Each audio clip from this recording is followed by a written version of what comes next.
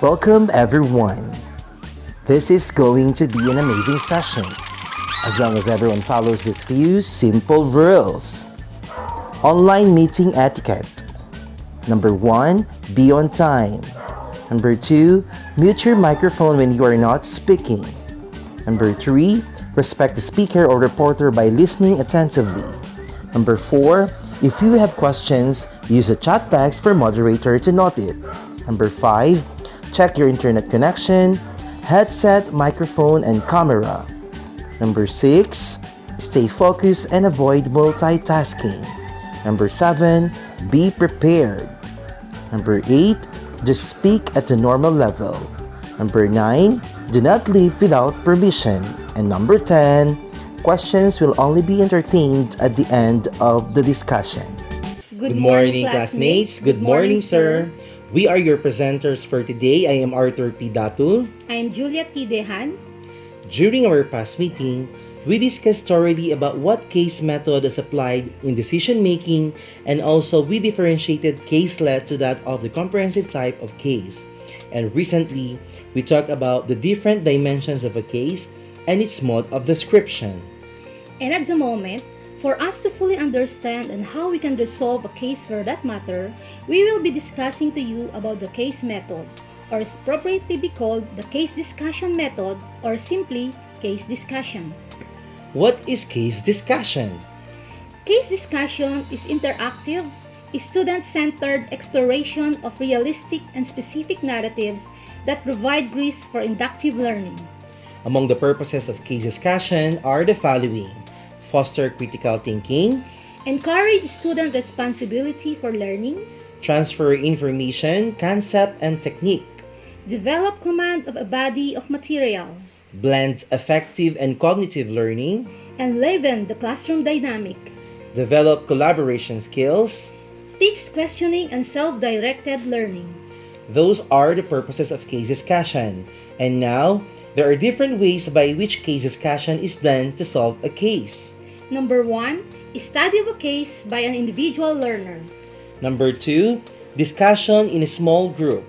Number 3, discussion in a plenary session. And number 4, post-plenary session discussion. The foundation of good case discussion is preparation, the students as well as your own, according to Lundberg. The first thing you need to consider as your preparation is to clarify the purpose of your meeting. What is the meeting about? Is it meant to solve a problem? Discuss a concept or inform your colleagues of an important step the organization has made? Whether you are hosting or presiding the meeting or attending one, you should make sure that you know exactly why are you in a meeting. Equip yourself and be prepared. So let's take the first one. How to study a case by an individual learner. Number 1, analysis of the case.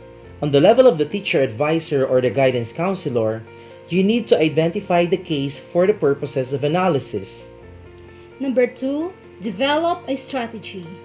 Think about ways to start the discussion, such as using a hypothetical example or employing the background knowledge of your students. Which means, formulate questions in an imagined scenario like, if you won the lottery, what would you do with the money? This is to spark creativity and create resourcefulness that may give you food for thought.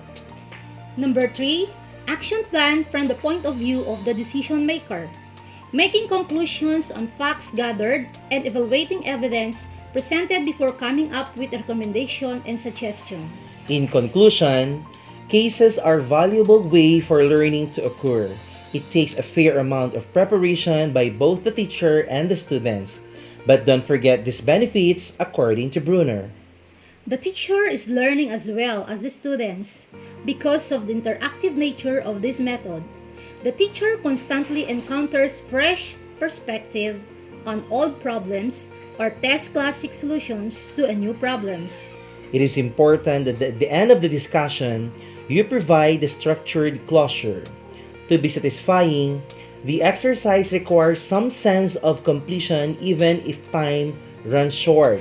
And that's all about how to study or solve a case by an individual learner. Let us now proceed on how to solve a case through discussion in a small group.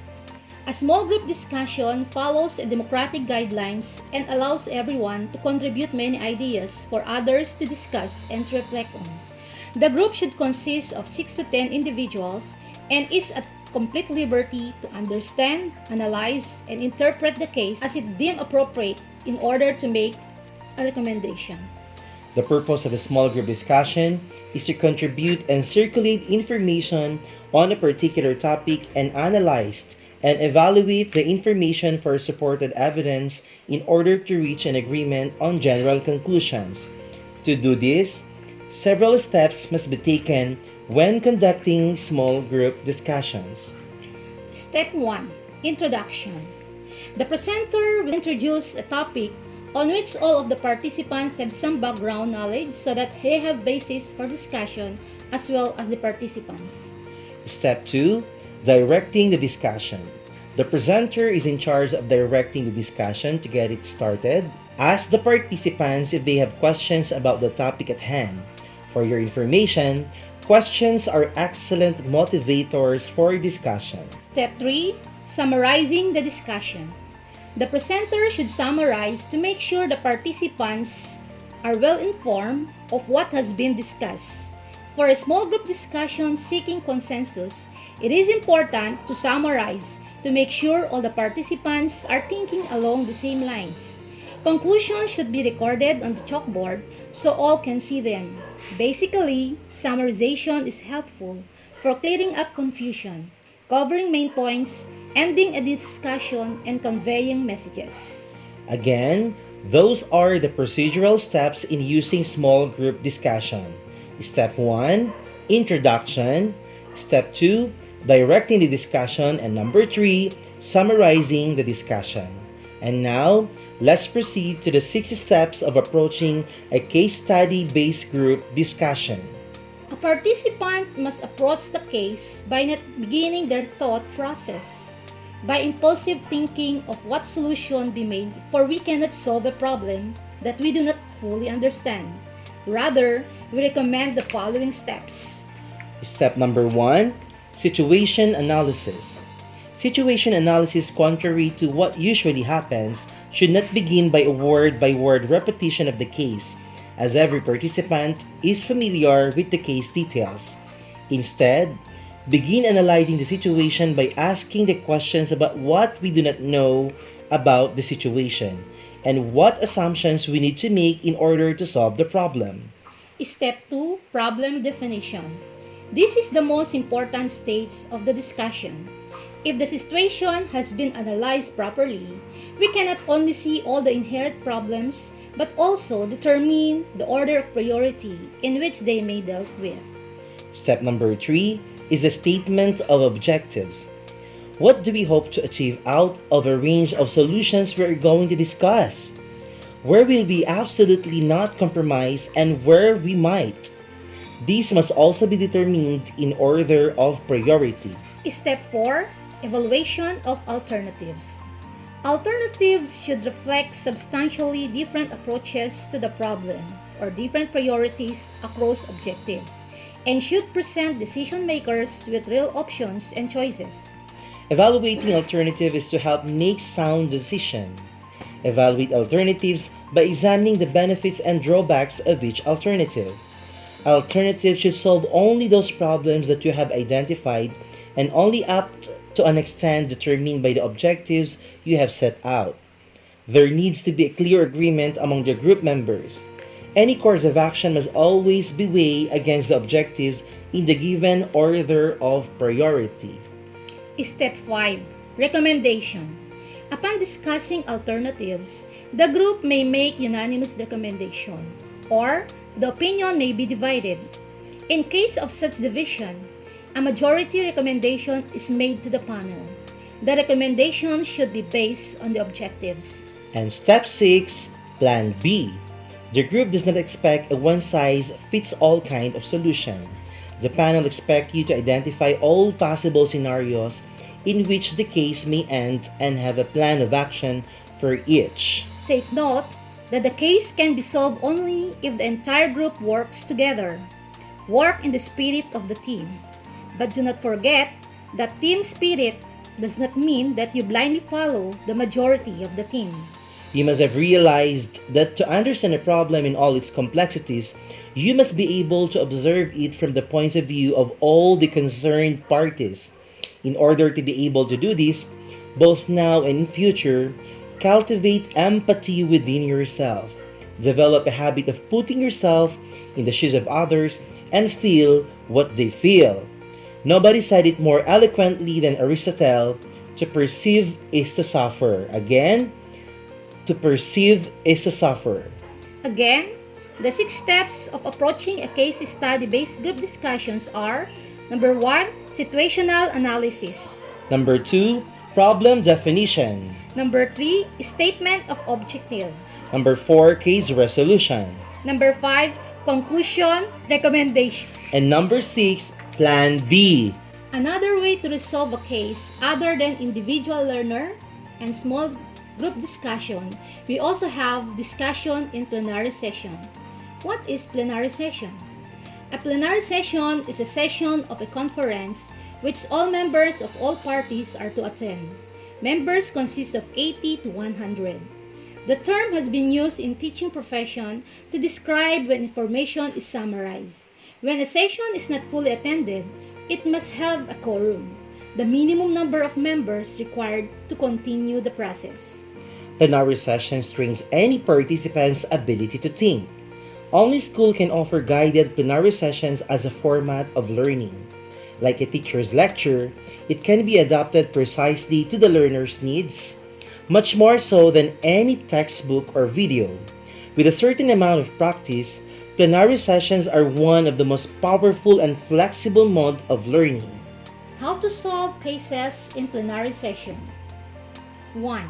The members of the platform take decisions on matters of substance by consensus, unless otherwise provided in its rules. On matters of procedure, the members of the platform are to make every effort to achieve consensus. If all efforts by the members of the platform to achieve consensus on a matter of procedure have been exhausted, and no consensus has been reached, the decision will as last resort, unless otherwise provided by these rules of procedure, be taken by 2/3 vote of the members of the platform present and voting. If the question arises whether a matter is one of procedural or substantive nature, the chair shall rule on the question. An appeal against this ruling shall be put to the vote immediately, and the chair's ruling shall stand unless overruled by a majority of the members present and voting. When considering reports, differing views are to be explained, and upon request, recorded. Differing views on matters of a scientific, technical, or socioeconomic nature are, as appropriate in the context, to be represented in the scientific, technical, or socioeconomic document concerned. Differences of views on matters of policy or procedure are, as appropriate in the context, to be recorded in the report of the session. What you have heard are the difference in solving a case through plenary session. This time, let us know some do's during plenary session discussion. When you are prompt or asked a question, give the participants time to think and wait for several seconds. Then give the floor to several participants in succession. In terms of time management, this may already be the whole plenary session, rounded off by the chairman's summary or conclusion. Make sure the participants are seated in a square or circle, allowing everyone to address and to see each other. Make sure the participants can understand each other. Encourage them to explain their ideas and any terminology that they do not know about. Yay! Is it clear for you now the do's in the discussion through plenary session? Okay, if there are do's, we also have some don'ts during plenary sessions. And these are the things that we need to avoid. Asking yes or no questions. You will then have to ask the next one immediately after. Prefer open questions or prompts. Follow-up questions can then be tighter and more specific. Avoid getting drawn into a discussion with one or two participants. Rather, pass on their questions to the class. Avoid sidestepping or ignoring statements by participants that catch you unprepared. They may be the most interesting ones. Here again, get the class or the group involved. Another, avoid commenting on every single statement by participants that you agree or disagree with. Rather, give a prompt to help participants identify strengths or weaknesses in each other's arguments. So there you have it, the do's and the don'ts during the discussion. Other than the individual learner, discussion in small group, and plenary session discussion, another way to solve a case is through post-plenary session discussion. Post-plenary session discussion with learners and discussion leader is conducted to consolidate the learnings if necessary, to give clear view or eliminate gray areas, and come up with a clear and sound decision making. Again, post-plenary session discussion will be conducted only if deemed necessary. Bear this in mind, before you assume, learn the facts. Before you judge, understand why. And with that, we rest our case.